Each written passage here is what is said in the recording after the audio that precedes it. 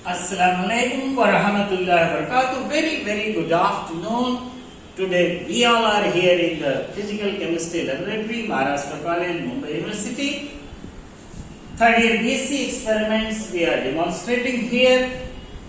Here today we are going to find out the number of electrons lost in the redox titration of ferrous ammonium sulfate with ferric ammonium sulfate, or you can take ferric sulfate. In this we are going to find out that how the redox system is coming into existence, where ferrous is getting oxidized to ferric and ferric is getting reduced to cells. Here, first of all, I will tell you regarding the potentiometer. This is our potentiometer here. I will put the power on. Nothing is happening. Students get confused. What has happened? But they fail to realize that there is a mains on. If I put it on, now it will become on. Here, earlier we used to use the glass rod to stir the solution. Now we are having a magnetic stirrer inside, you can see. And here is the magnetic platform. I put the magnetic stirrer on. See, it has started rotating. You might have studied in NMR, nuclear magnetic resonance, that how it is getting rotated and how it is performing a circular movement over here.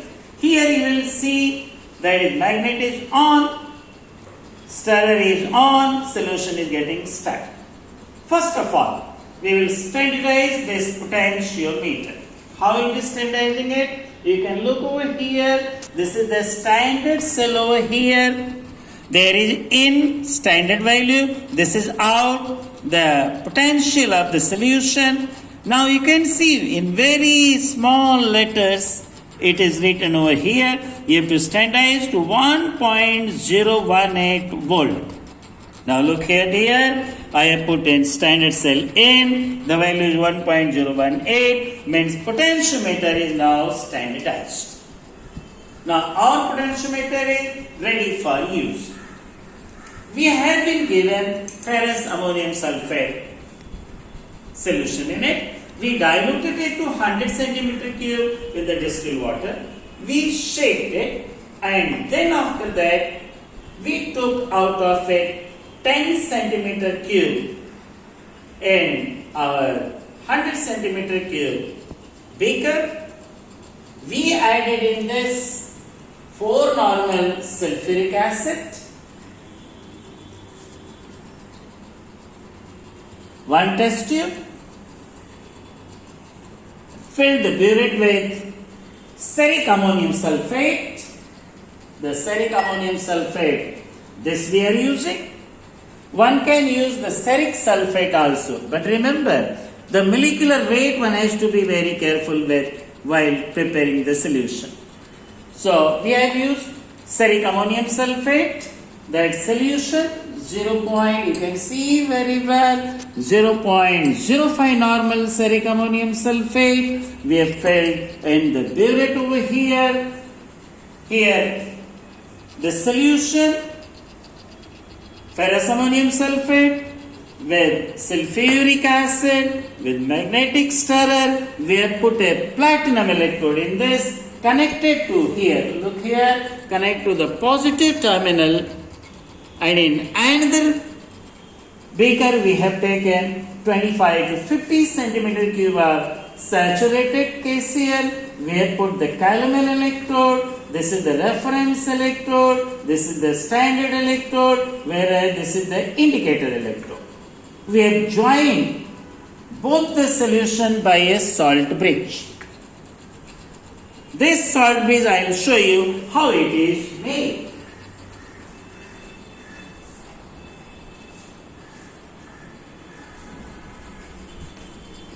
You can see this is the salt. U-shaped glass tube.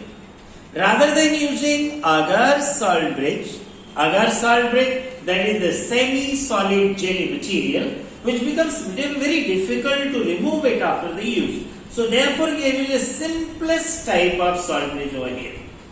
Here we are having saturated KCl, and in that just we fill up to here, we take a cotton, we soak with saturated KCl, we plug in this. Then come to that side, we fill with the dropper saturated KCl.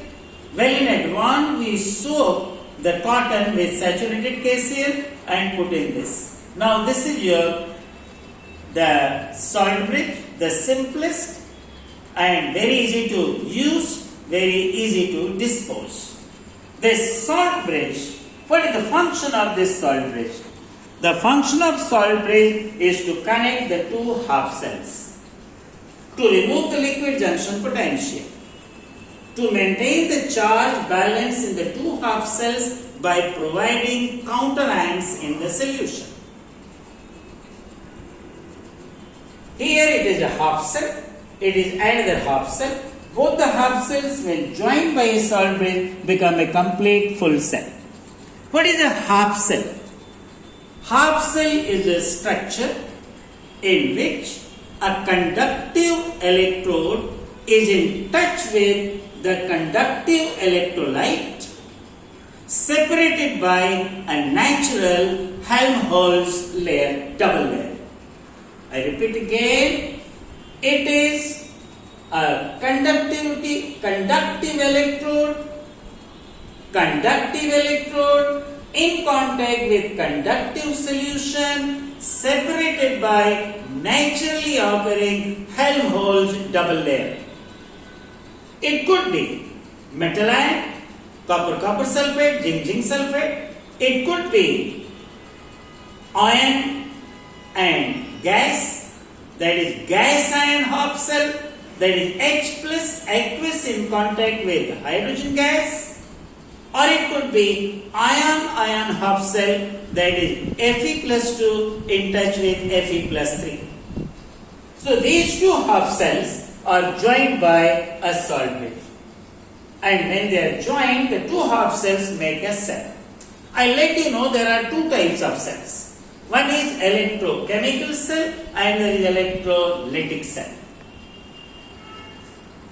A cell in which electricity is generated through chemical reactions is called electrochemical cell. And a cell in which when electricity is passed, chemical reactions take place, it is called electrolytic cell. In electrochemical cell, anode is negative because it has got negative potential with reference to the solution. In electrochemical cell, remember anode is negative, cathode is positive. In electrolytic cell, anode is positive because it is connected to the positive terminal, whereas cathode is negative as it is connected to the negative terminal. Example of electrochemical cell. The best example is your car battery. Galvanic cell, voltaic cell, zinc sulfate, copper sulfate joined by a salt bridge. Daniel cell or voltaic cell. In electrolytic cell, actually the electrolysis. The best example is electroplating, that is copper, nickel, chromium, silver. And remember one thing, electrolysis of water into hydrogen and oxygen, that is called hydrogen fuel. It is very much in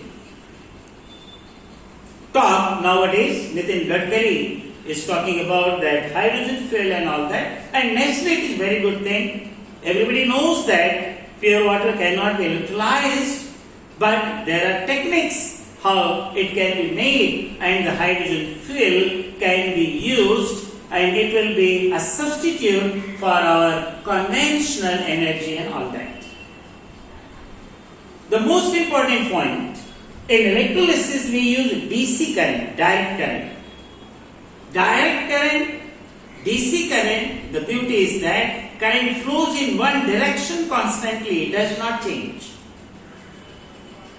Because we know in electrolysis, negative ions are deposited on the cathode and positive ions are deposited on the negative ions. As we know in electrolysis, the negative ions are deposited on the anode and the positive ions are deposited on the cathode.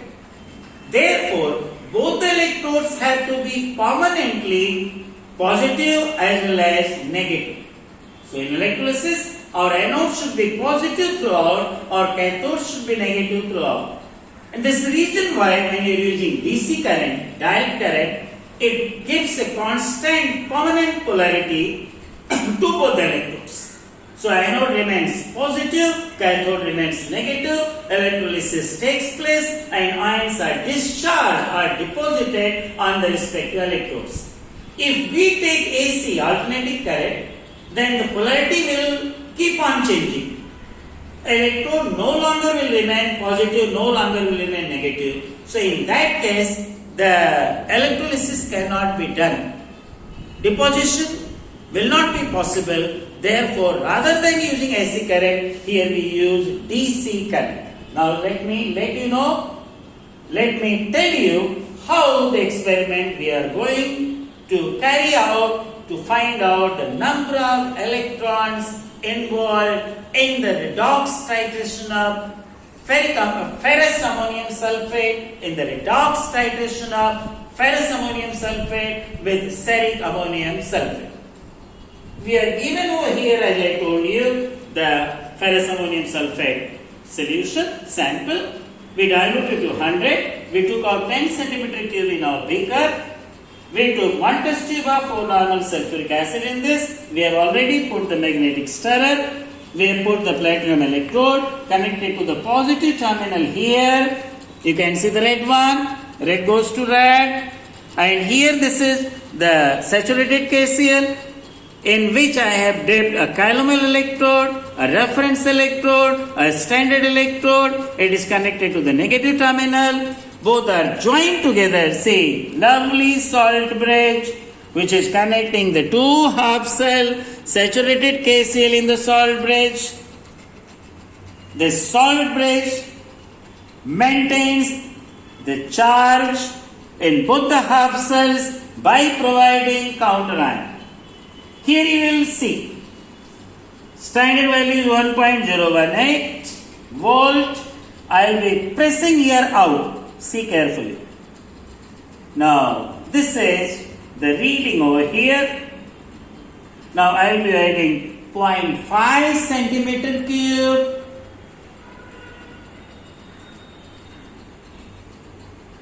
See the reading. I will be adding another 0.5 centimeter cube.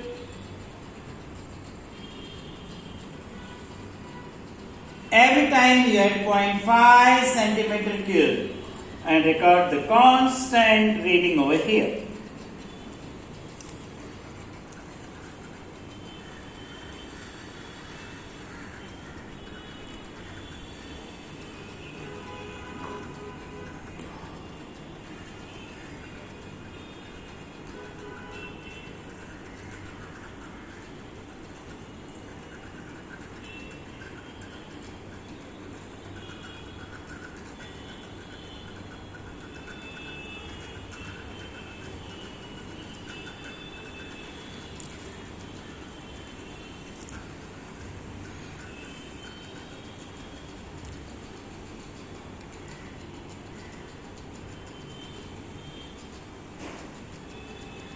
See, this is I have added 10 centimeter cube over here. You can see very well, 10 centimeter cube. And the reading is 0.232 volt. I am going on adding 0.5 at a time. I will be adding up to 25 centimeter cube.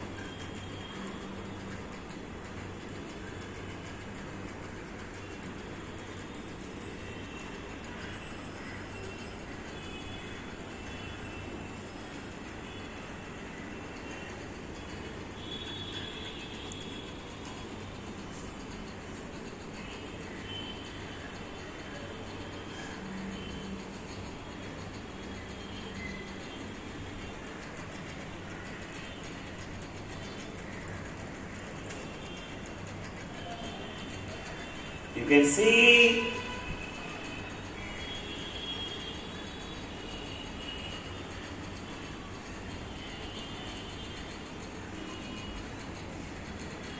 now I have added 20 centimeter cube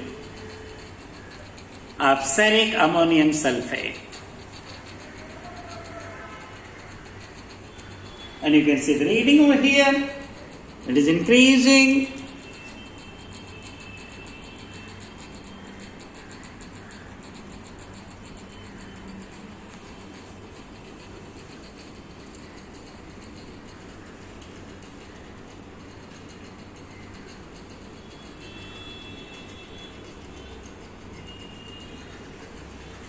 I am adding 0.5 at a time.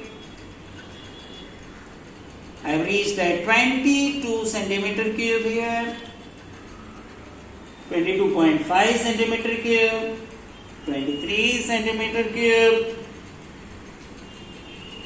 23.5, 24, 24.5, this is 25 centimeter cube. You can see it is 25 centimeter cube and it is 0.631. Got increased.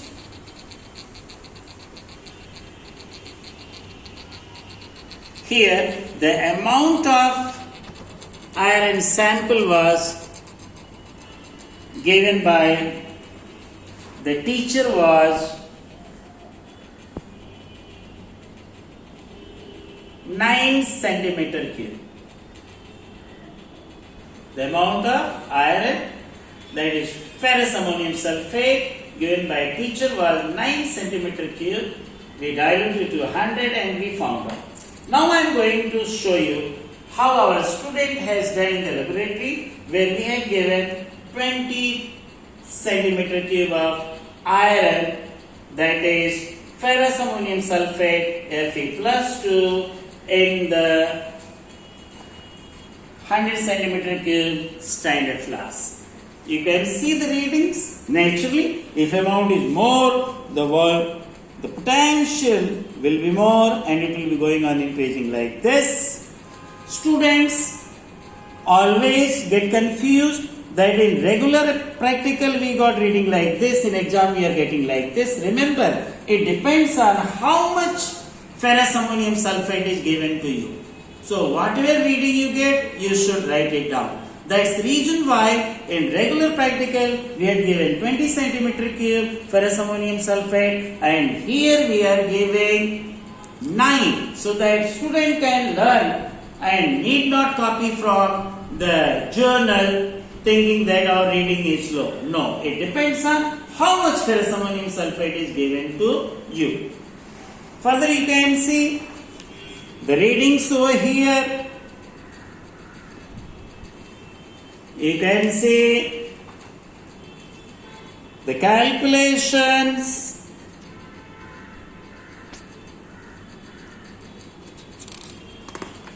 You can see the graph.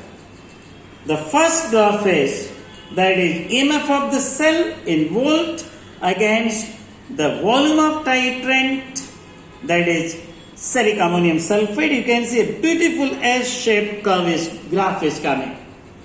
S-shaped, sigmoid-shaped graph is coming over here. It is S-shaped curve is coming here. In this case, by parallel tangents method, we have extrapolated, and by half and half, we have found out the equivalence point.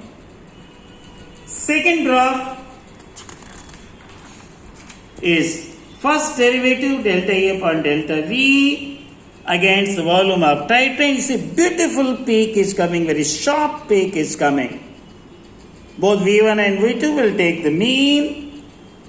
And the third graph we will see, here it is E reduction against the activity of Fe+2, activity divided by activity of F+3, activity of Fe+2, activity of Fe+3, activity of ferrous, activity of ferric, that is a reduction potential. Here it is a log of activity of ferrous and activity of ferric.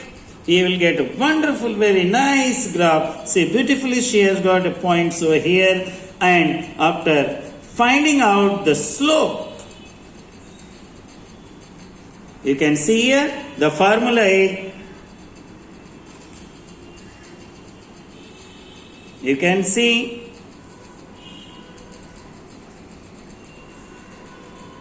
n is equal to 0.05916 upon slope. Slope ka value is here. N is equal to minus 0.05916 divided by value of the slope. She is getting 0.98, that is approximately very close to 1. Means 1 electron is lost from ferrous to become ferric, and ferric becomes from Ce plus 4 to Ce plus 3 ferrous. So ferrous to ferric and ferric to ferrous. I am sure that students will take benefit of this, and before going in the laboratory doing their real practical, they will go through this video and learn and go in the laboratory and will take all these precautions. If they will take all these precautions, I am sure they will be getting nice result, excellent results. And I once again suggest that they should maintain the journal like this. See how beautifully this student has maintained the journal over here. Semester 5, semester 6, how nicely she has written. You can see a beautiful handwriting. And see the graph and excellence of presentation. So I am sure that all students will follow it, and I request my teacher community to share with the student so that they get benefit. Thank you very much. God bless you all.